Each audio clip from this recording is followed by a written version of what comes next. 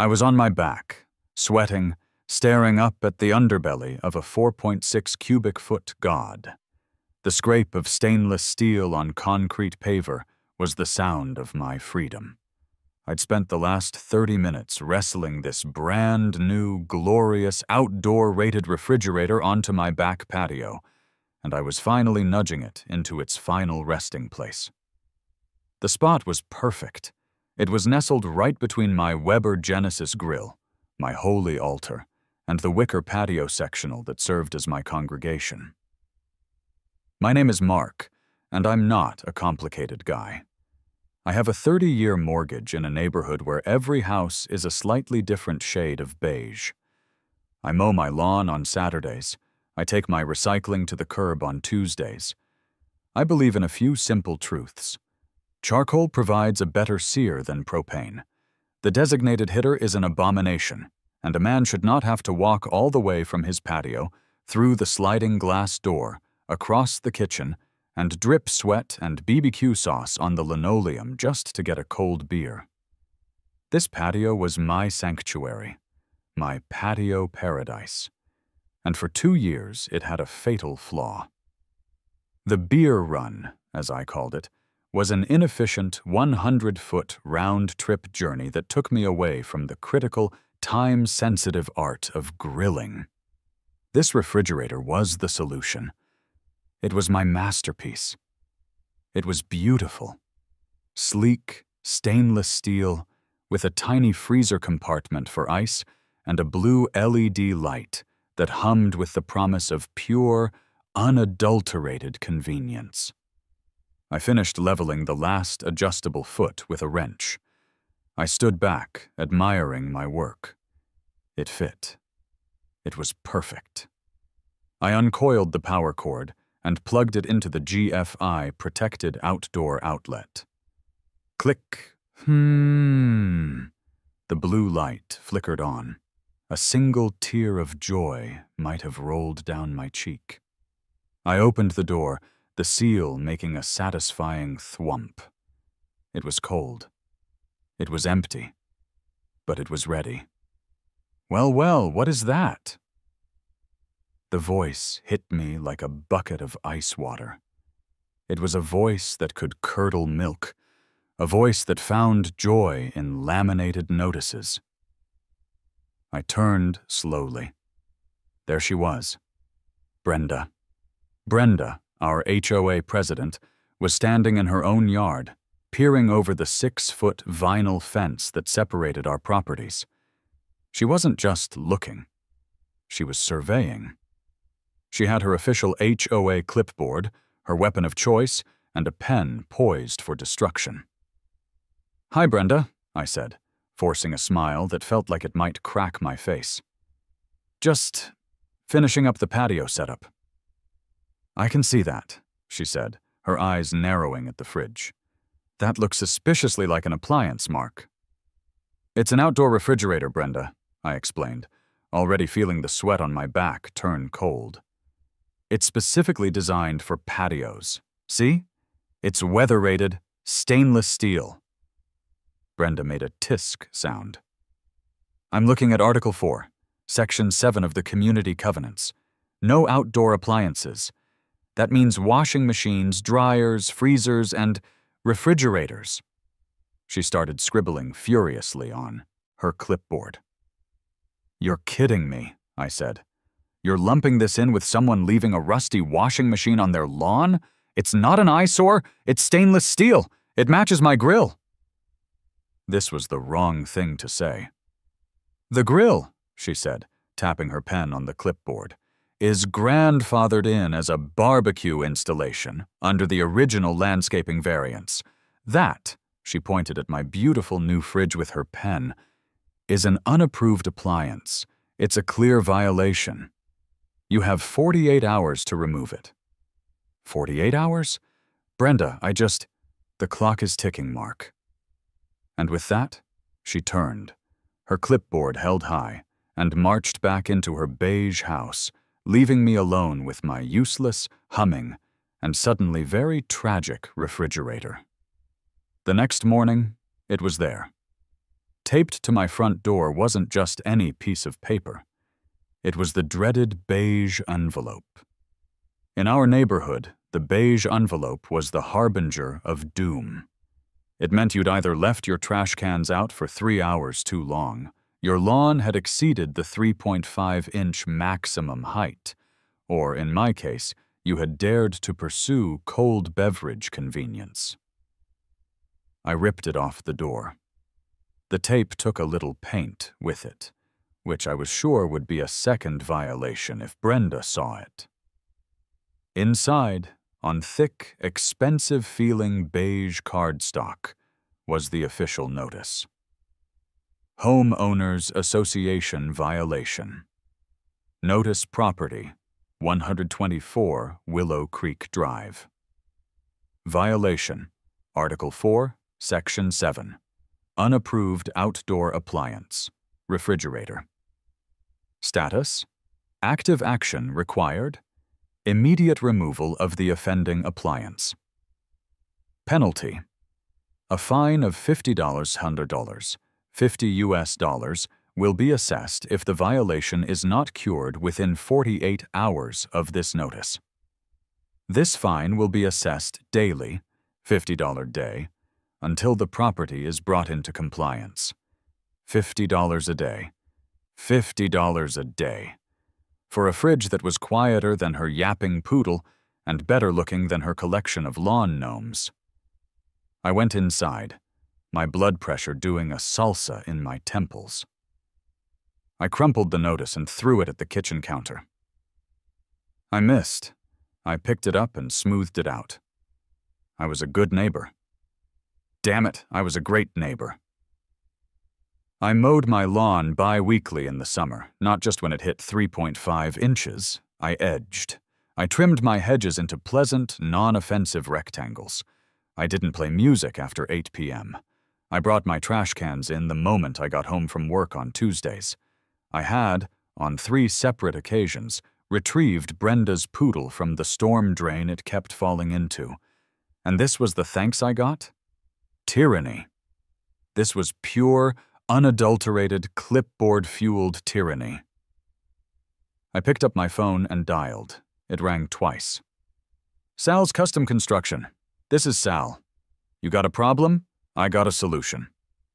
Sal, I said, pacing my kitchen. It's Mark. She's finally done it. Brenda finally broke me. There was a pause, then a low chuckle. Oh man, what'd you do? Let me guess. Your mailbox paint was a half shade off mandatory. Taupe? Worse. I bought a beer fridge for the patio. The chuckle turned into a full-blown cackle. A beer fridge?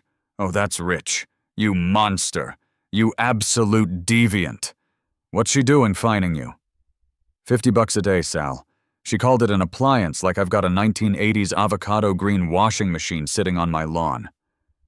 Dude, Sal said, catching his breath. You're dealing with a legend. This is the woman who tried to fine the Garcias down the street because their kid's tricycle was non-conforming vehicle storage left on the driveway. Seriously? Dead serious. They had to start parking it inside the garage. So, what's your play? You gonna move it? Move it? I yelled into the phone. No, I'm not going to move it. I just spent $200 on it, not to mention the emotional labor of getting it level. I can't not have the beer fridge, Sal. It's the principle of the thing. This is my hill. I will die on this hill, preferably with a cold beverage in my hand.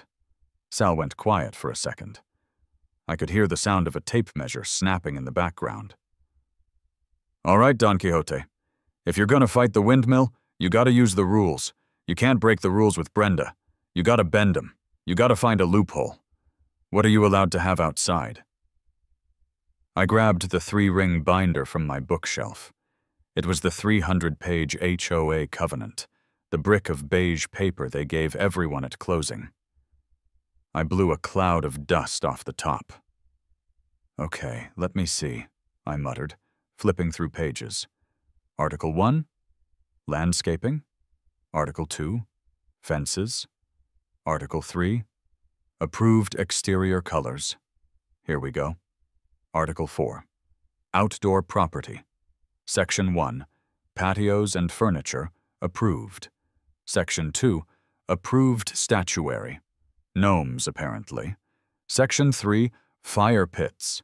Section 4. Grills and barbecue installations. Section 5. Sheds. Oh, wait.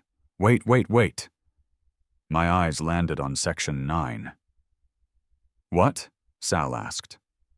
Section 9, I read, my voice trembling with a new, terrible, beautiful idea. Artistic installations and sculptures. It says here, artistic installations, modern sculptures, and other decorative pieces are permitted, provided they are maintained and do not constitute a public nuisance.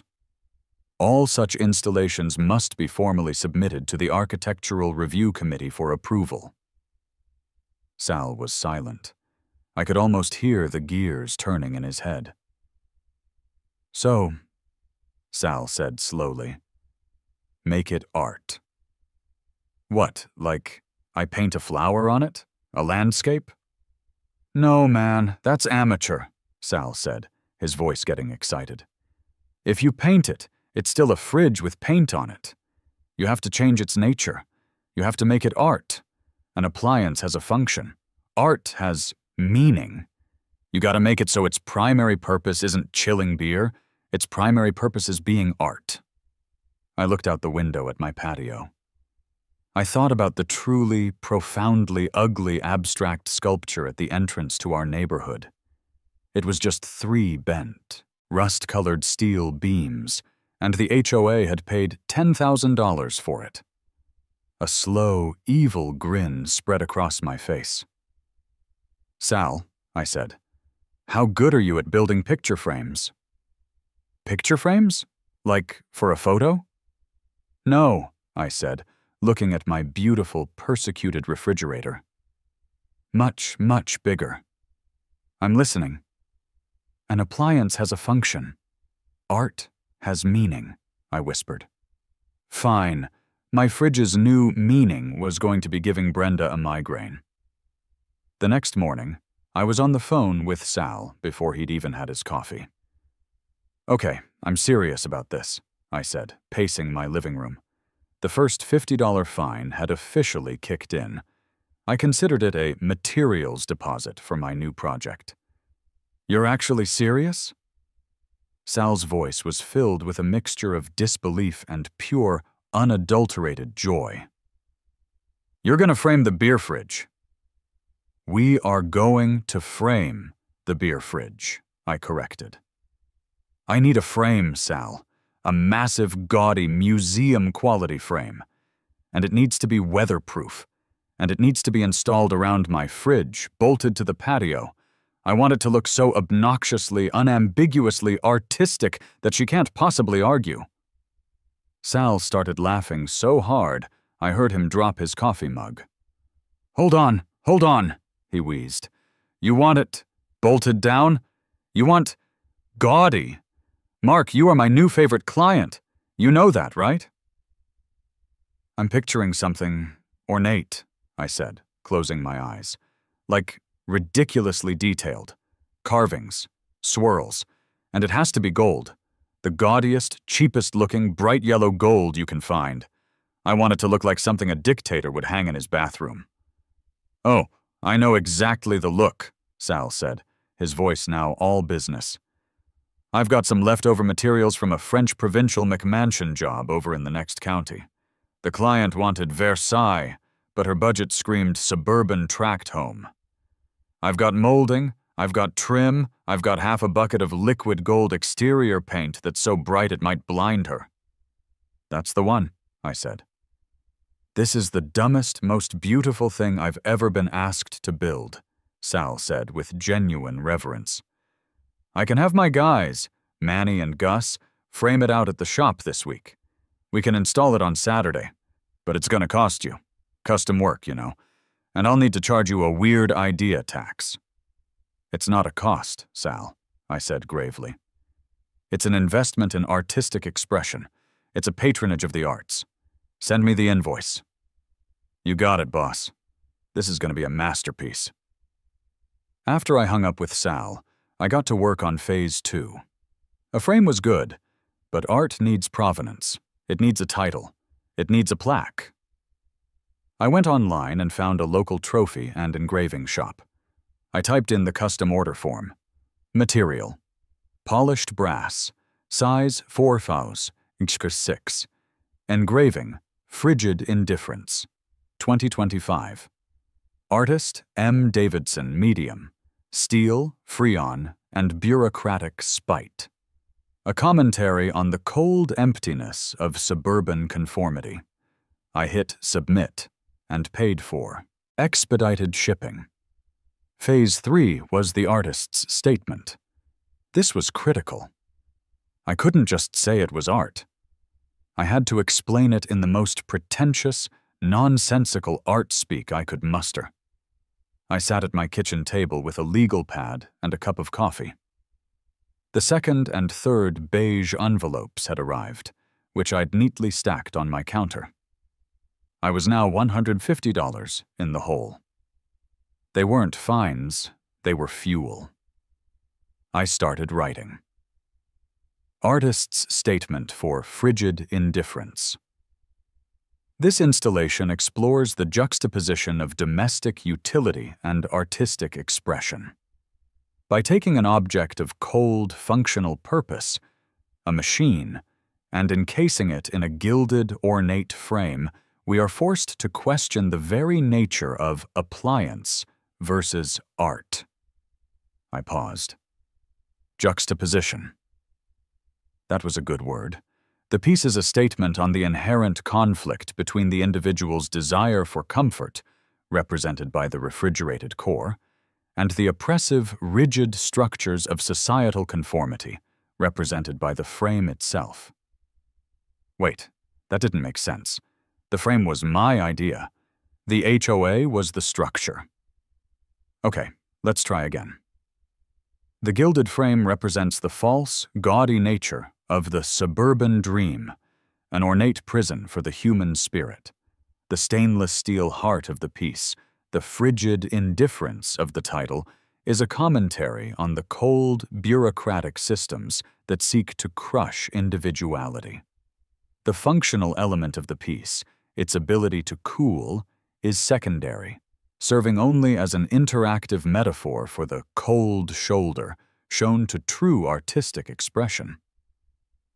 I read it back. It sounded like complete, utter nonsense. It was perfect. I spent the rest of the week in a state of giddy anticipation. I'd see Brenda getting her mail, and I'd just wave, a serene, knowing smile on my face. She'd scowl, making a note on her clipboard, probably logging my passive-aggressive smiling, and march back inside. The fines were now up to $250. I didn't care. Saturday was coming.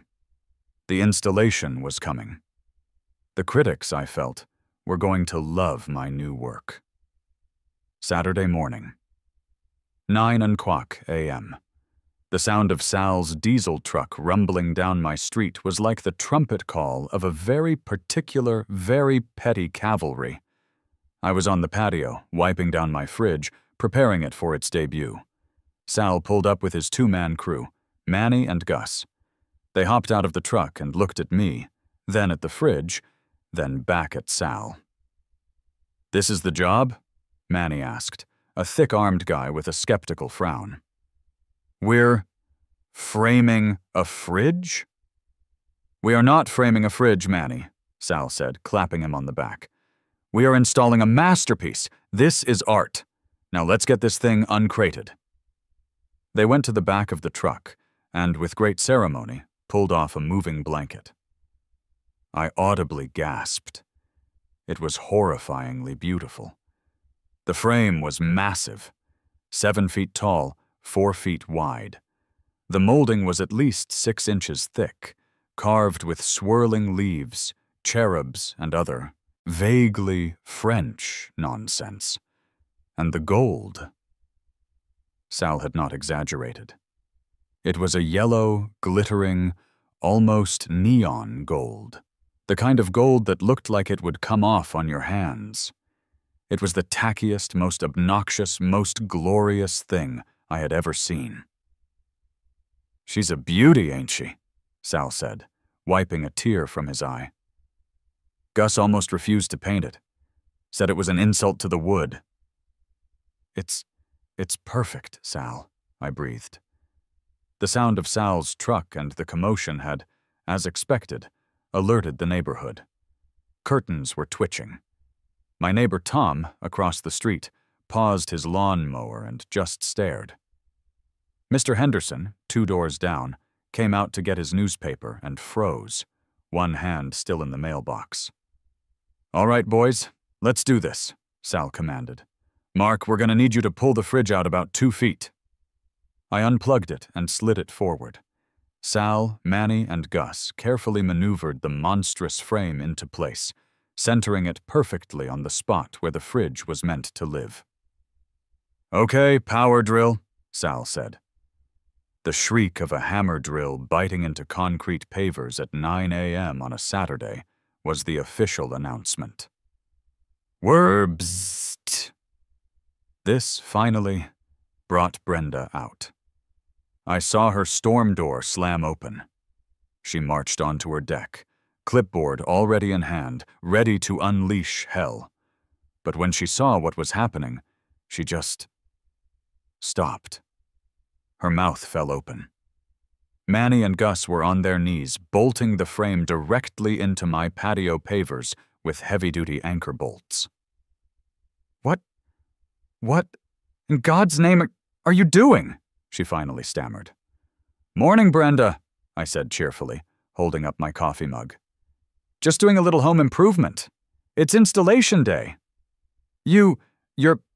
That's a frame." "That it is. Sal and his team are just finishing up. What do you think?" She just stood there, vibrating, her brain seemingly unable to process the visual information. Sal and his crew finished bolting it down. They gave it a good shove. It was rock solid. "All right, Mark," Sal said. "Slide her in." We carefully slid the stainless steel refrigerator back into the opening. It fit like a glove. The gaudy gold frame now perfectly, absurdly encased my beer fridge. The fridge door could still open, but it was no longer just a fridge. It was an exhibit. "We're not done," Sal said with a grin. He grabbed 2 bags of river rock from his truck, the exact same river rock the HOA mandates for all flower beds. He and his crew built a small, 6-inch-high pedestal of the rocks around the base of the frame, cementing the artistic look. "Now," I said, "the finishing touches." I went to my garage and returned with 3 items. First, I installed 2 solar-powered colored uplights, one red, one blue, aiming them at the installation. Second, I took out my cordless drill. I drilled 2 small holes into the paver pedestal Sal had just built. Third, I unwrapped the polished brass plaque. Brenda was still on her deck, now joined by her husband, a quiet man named Gary, who just looked terrified. I screwed the plaque into the pedestal, right at the center. "There," I said, dusting off my hands. Brenda, her voice shaking with a rage so profound it was almost impressive, finally found her words. "You are still being fined, Mark. That is the refrigerator. You just put a frame around it." I walked over to the fence, holding my copy of the artist's statement. "I have to object to that interpretation, Brenda," I said, in my most serious, deadpan voice. "This is a found object installation. The refrigerator was a functional object, I'll grant you, but by framing it, giving it a name, and installing it on a pedestal, I have transcended its utility and given it meaning." I pointed to the plaque. "It's no longer an appliance, it's art. I call it frigid indifference. And as per Article 9, Section 2 of the HOA covenants. Artistic installations are fully permitted. She looked at the plaque. I watched her read it. I saw her eyes hit the bureaucratic spite line. Her face, which was already crimson, somehow went a shade darker, into a sort of eggplant purple I'd never seen on a human. "This is a mockery," she shrieked. "You are mocking me. You are mocking the rules. I am calling the police." "Go ahead," I said, giving her my most serene smile. I'd love to discuss my artistic vision with the authorities. "Sal, guys, beer?" I walked over to Frigid Indifference, opened the framed door, and pulled out 4 cold ones. The psst of the can opening was the sound of my first victory. Sal took his, raised it to the art, and said, "To the patron." 20 minutes later, they arrived. A squad car rolled up, its lights not flashing, a sign that they too were not impressed with the nature of the call. I was sitting on my patio sectional, sipping my beer, calmly waiting. I had my 300-page HOA binder open on the table, tabbed to Article 9. 2 officers got out. One was older, with a mustache that had clearly seen its share of HOA disputes. He had Sergeant Miller on his name tag. The other was a rookie, Officer Chen, who looked like he was trying very hard not to be amused by the situation. Brenda, who had been pacing her driveway like a caged animal, immediately descended on them. "Officers, thank God you're here! This man," she pointed at me, "is in flagrant violation of community bylaws. He is creating a public disturbance and a massive eyesore." Sergeant Miller just sighed, a deep, profound sigh that spoke of long shifts and too much paperwork. He adjusted his belt and walked through my side gate, which I had conveniently left open. Officer Chen followed, his eyes immediately locking onto the installation. "Afternoon, sir, ma'am," Sergeant Miller said, his voice flat. "We got a call about an appliance dispute." "It's not a dispute, officer," Brenda snapped. "It's a violation. He has installed an illegal outdoor appliance, and when I find him, he did that. He's mocking me." Sergeant Miller looked at the framed fridge. He looked at the uplighting. He looked at the plaque. He just stood there for a solid 10 seconds. Officer Chen had his head down, but I could see his shoulders shaking slightly. "Sir," Miller said to me, "what exactly am I looking at?" I stood up, putting on my polite, concerned citizen face. "Good afternoon, officer. I can explain. This is not an appliance. This is my new art installation. I call it Frigid Indifference." "Frigid Indifference," Miller repeated, not as a question, but as a statement he was trying to process. "Yes, sir. It's a found object piece. A commentary, you see," I said, gesturing to the piece. "Here is a copy of our HOA covenants, which explicitly allow for artistic installations and sculptures under Article 9, Section 2. I handed the open binder to Officer Chen. He took it, his eyes scanning the page, and then he looked down at the plaque. "Medium, steel, freon, and bureaucratic spite?" Chen read aloud, and then he coughed, turning it into a strangled ahem. "It's a metaphor, officer," I said solemnly. Sergeant Miller looked at Brenda, who was vibrating with rage. "Brenda, you called 911 for this?" "He's causing a disturbance. My neighbors are upset," she shrieked, gesturing wildly. Sergeant Miller turned his head. "Tom!" he yelled across the street. My neighbor Tom, who was still mowing the same 10-by-10 patch of lawn, shut off the mower. "You upset by this?" Tom looked at the fridge, then at me, then at Brenda. "Nope. I think it's kinda cool, Sarge. Matches his grill." He then fired his mower back up. Miller turned back to Brenda. His face was a mask of professional patience, but his eyes were tired. "Ma'am," he said, "this is an HOA matter. It is not a criminal matter. He's not breaking any state, county, or city laws. It's on his property." "But it's a fridge," she wailed, her last-ditch effort. "Ma'am, with all due respect, I don't care if he calls it a spaceship," Miller said, his voice dropping an octave. "It's not a public hazard. It's not leaking anything. It's not making noise. I've got actual problems to deal with today, and a man's taste in lawn art isn't one of them. What he calls it is his business. What your HOA covenants say about it is your business. It's a civil matter." "So you're not going to do anything?" "I'm going to get back in my car," Miller said. "And I'm going to ask you not to call this line again unless there is a real emergency. Have a good day, sir," he nodded to me. "You too, officer," I said. "Drive safe." Sergeant Miller turned and walked back to his car. Officer Chen handed me back my binder, and as he did, he leaned in just a fraction. "Honestly, man," he whispered, "the red-up light really ties it together." He then tipped his hat and followed his sergeant. They got in their car and drove away. Brenda was left standing in my driveway, sputtering, her face a mask of pure, impotent fury. I looked at her. I gave her a polite, neighborly nod. Then, I walked over to frigid indifference, opened the gold-framed door, and pulled out a cold bottle of water.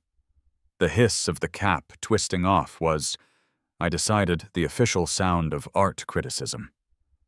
I took a long, slow drink, maintaining eye contact. She didn't say another word.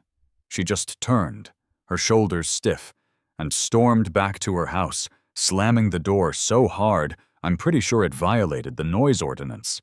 The police leaving was a victory, but it was Tom, my neighbor, who turned it into a war. About an hour after the cops left, my phone buzzed. It was a notification from the local town Facebook group, Our Community Hub. Tom had posted a picture.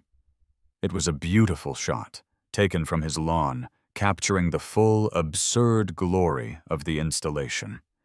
The gold frame glittered in the sun. The plaque was just visible. The two cops were in the background, walking back to their car. And there I was, center frame, taking a victorious sip of water.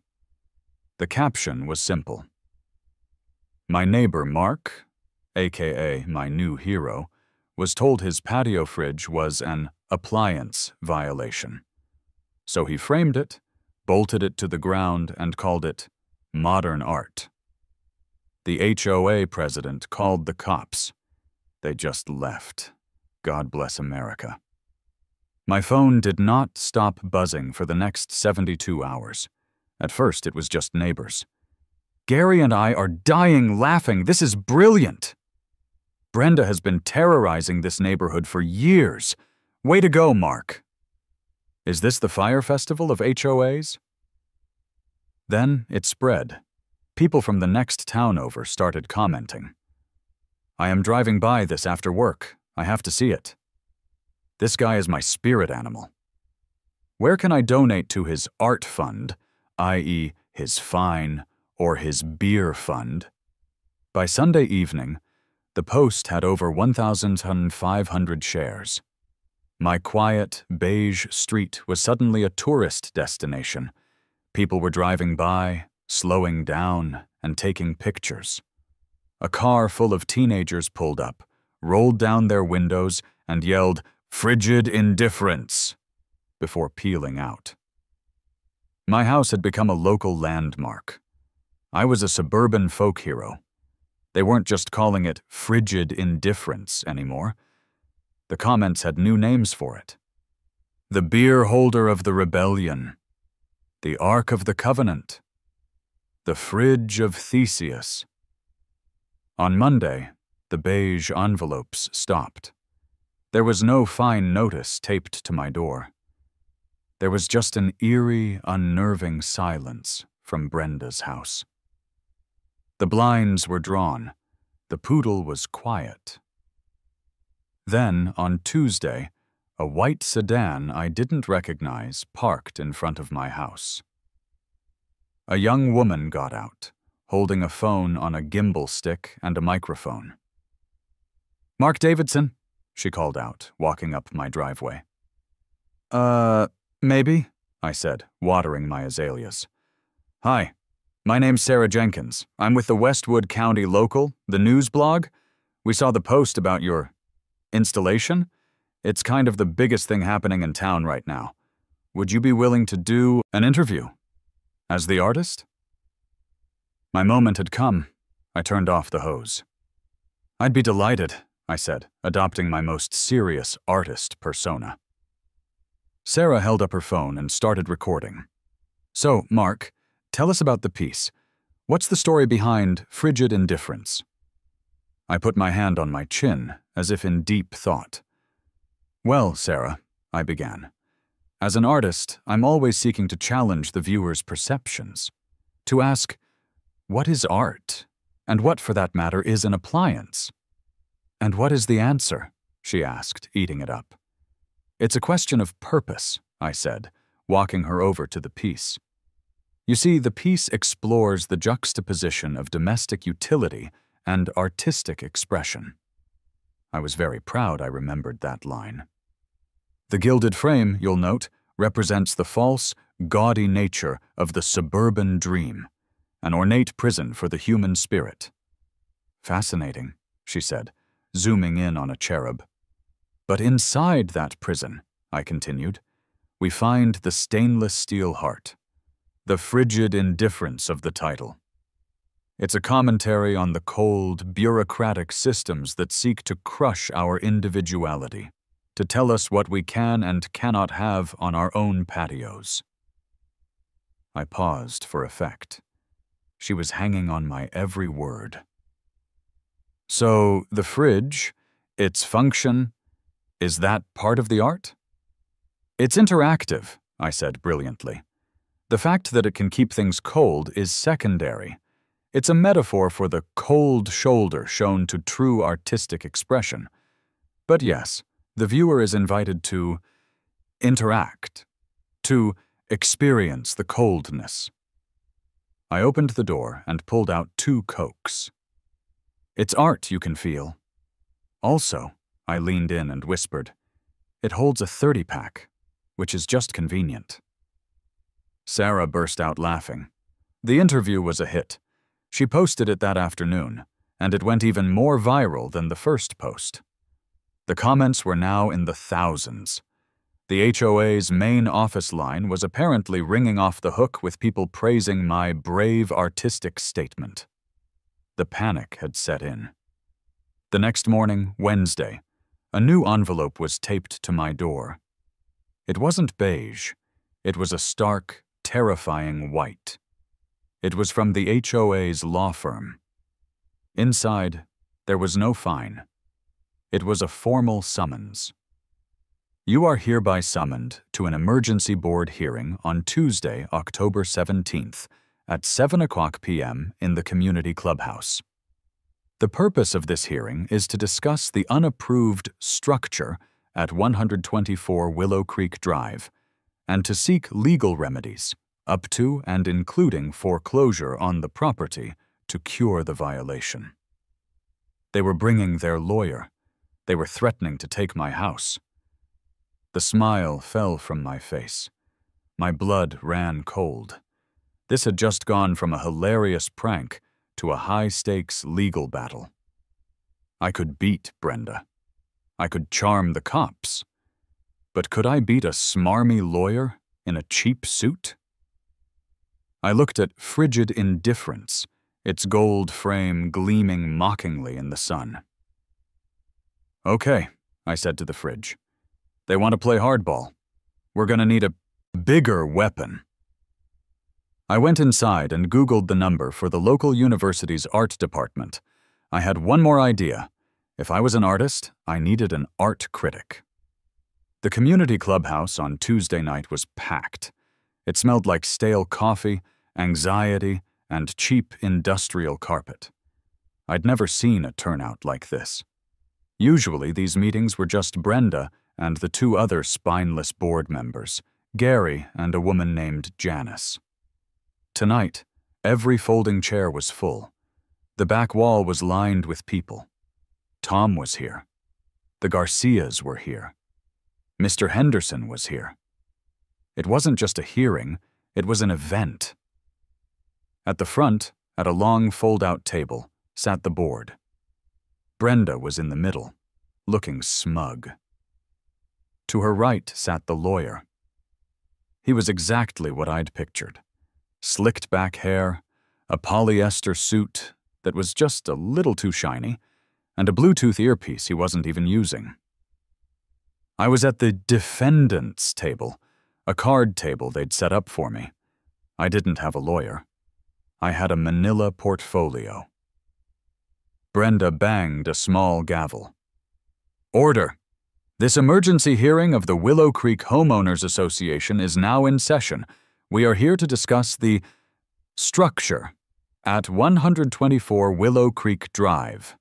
Our counsel, Mr. Davies, will now explain the board's position.